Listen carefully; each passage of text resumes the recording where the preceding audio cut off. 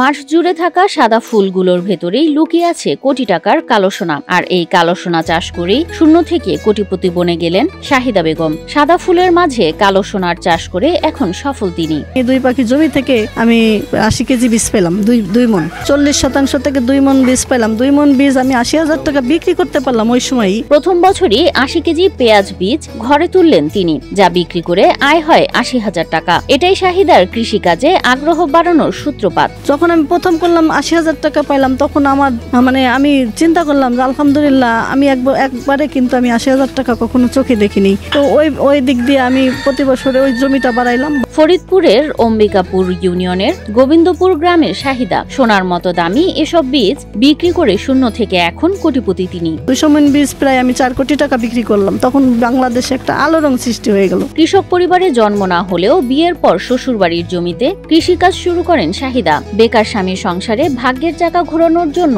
তিনি মনোযোগ দেন পেঁয়াজ বীজ চাষে। 2004 সালে মাত্র 2 পাখি জমি নিয়ে পেঁয়াজ বীজ চাষ শুরু করেন।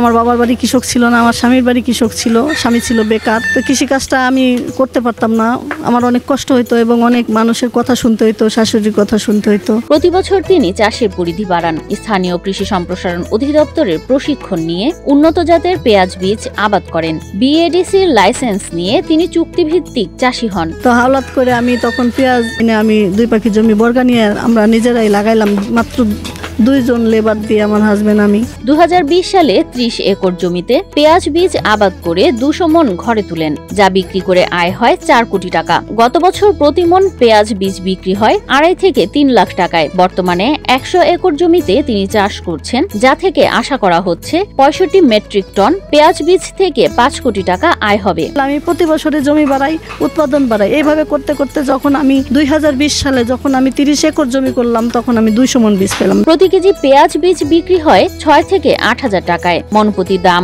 2.5 থেকে 3 লাখ টাকা।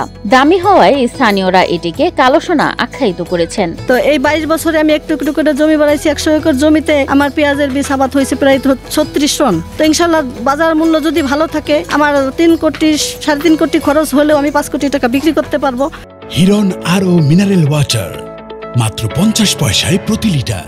শাহিদা বেগম শুধু দক্ষিণাঞ্চলের মানুষদের জন্য উদাহরণ তৈরি করেননি, বরং উত্তরাঞ্চলের ঠাকুরগাঁও পর্যন্ত গিয়ে পেঁয়াজ বীজ চাষের মাধ্যমে মানুষের ভাগ্য পরিবর্তনে সহায়তা করেছেন। তার খামারে শতাধিক নারী পুরুষ কর্মসংস্থান পাচ্ছেন। এবং আমি নারী শ্রমিক দিয়ে কাজ করাই, পুরুষ শ্রমিক দিয়ে করাই। আমার বছরব্যাপী প্রায় আমি যে কৃষি কাজ করছি, এই কৃষি কাজে আমার শতাধিক লোক কাজ করে এবং আমি একটা কর্মসংস্থান করতে পারছি। আলহামদুলিল্লাহ, আমি অনেক আনন্দিত এবং গর্বিত। বর্তমানে শাহিদা বেগম শুধুই একজন সফল নারী কৃষানী নন, তিনি দেশের প্রতিটি কৃষকের রোল মডেল। জেলা ও জাতীয় পর্যায়ে তিনি বিভিন্ন সম্মাননা অর্জন করেছেন। শ্রেষ্ঠ নারী কৃষানী, জয়িতা, দীপ্ত কৃষি অ্যাওয়ার্ড, চ্যানেল আই অ্যাওয়ার্ড এবং AIPA পদেও ভূষিত হয়েছেন। আমি চ্যানেল আই স্ট্যান্ডার্ড চার্টার্ড ব্যাংকের মাধ্যমে আমি যখন অ্যাওয়ার্ড পেলাম, তারপরের বছরে আমি দীপ্ত কৃষি ACI দীপ্ত কৃষি অ্যাওয়ার্ড পেলাম। আমি অনন্যা পেলাম, অনন্যা শীর্ষ 10-এর একজন।